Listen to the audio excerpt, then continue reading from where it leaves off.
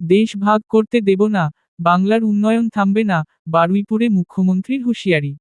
আসন্ন বিধানসভা নির্বাচনকে সামনে রেখে বারুইপুর রাসমাঠে বিশাল জনসভা থেকে একাধিক গুরুত্বপূর্ণ বার্তা দিলেন পশ্চিমবঙ্গের মুখ্যমন্ত্রী মমতা বন্দ্যোপাধ্যায়।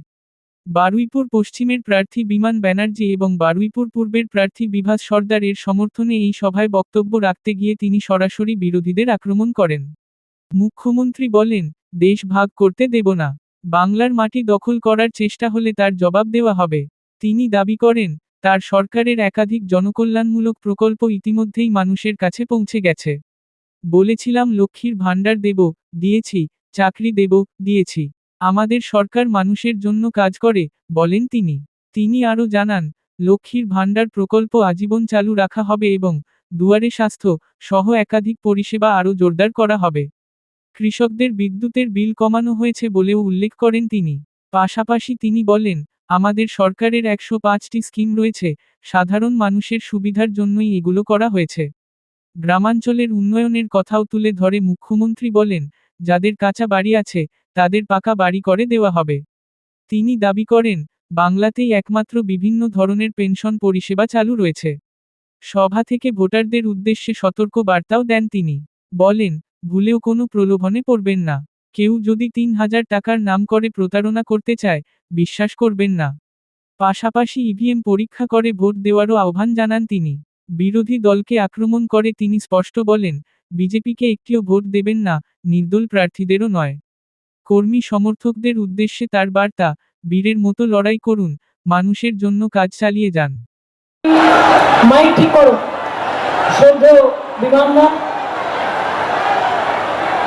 বারুইপুর পূর্বের বিভাস সর্দার আসুন। বিভাস এসুন, বিমানদা আসুন। তিনি বিমানদার পাশে দাঁড়ান। তৃণমূল কংগ্রেসের পক্ষ থেকে জোড়া ফুলে ভোট দিয়ে আপনাদের অভিনন্দন জানাই, আপনাদের আবেদন জানাই।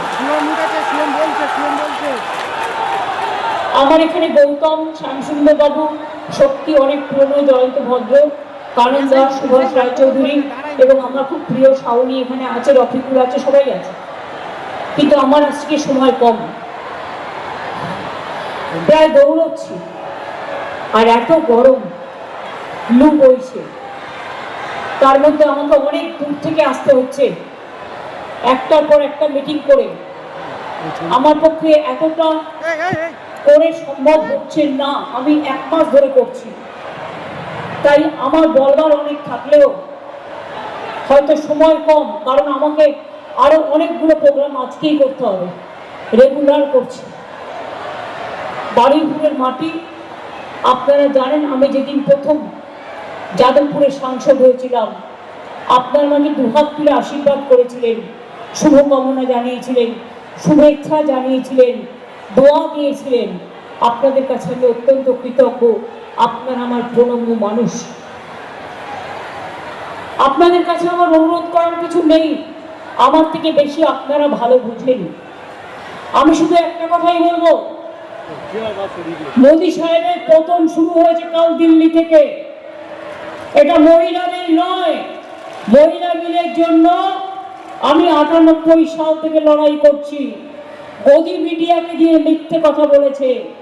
এই বিলের মধ্যে নিয়ে এসেছিল দেশকে ভাগ করার কথা, বাংলাকে ভাগ করা সহ সব রাজ্যকে ভাগ করার কথা। 541টা কেন্দ্রে উনি জিততে পারবেন না, তাই 850টা কেন্দ্র করার জন্য এটা ছিল পেছনের গেম, মেঘের পেছনে মেঘের আড়াল। তাই কালকে আমি ইলেকশন থাকা সত্ত্বেও আমার 21 জন এমপিকে পাঠিয়েছিলাম, তার কারণ ওটা আমাদের কাছে ইম্পর্টেন্ট ছিল। দেশ ভাগ করতে আমরা দেব না এবং বঙ্গ ভাগ করতে আমরা দেব না, রাজ্য ভাগ করতে আমরা দেব না। মোদী সরকার কাল হেরে গেছে, মহিলা দেখাচ্ছে নামায়। 98 সাল থেকে লড়ছি। 50% রিজার্ভেশন আমরা পঞ্চায়েতে দিয়েছি মহিলাদের, 50% দিয়েছি মিউনিসিপ্যালিটিতে। আর আমাদের লোকসভায় ইলেক্টেড মেম্বার 37%, আর রাজ্যসভায় যেটা দল মনোনয়ন দিয়ে নির্বাচিত করে 46%। মোদিজি, আপনাদের কান মোলা খাওয়া উচিত। আপনারা মেয়েদের সমর্থন করেন না, মেয়েদের দেন না। মহিলা বিল আলাদা করে অনেক দিন ধরে পড়ে আছে, আলাদা করে করবেন। মহিলা বিলের সাথে ডিলিমিটেশন বিল কেন? মাছ দিয়ে ছাদ ঢাকার চেষ্টা বহুত চালু হয়ে গেছে। অত্যাচার করতে করতে, উদ্ধত করতে করতে সীমানার শেষ প্রান্তে এসে দাঁড়িয়েছেন। বাংলার উপর যে অত্যাচার করছেন, যে অনাচার করছেন, সব চেঞ্জ করে দিয়েছেন। চিফ সেক্রেটারি থেকে শুরু করে থানার ওসিটা পর্যন্ত। তাতে লাভটা কি? সবাই তো বাংলার লোক। লাভটা কি? সরকার তো তৃণমূলই করবে। যতই ভোট কাটুন আর যতই অত্যাচার করুন।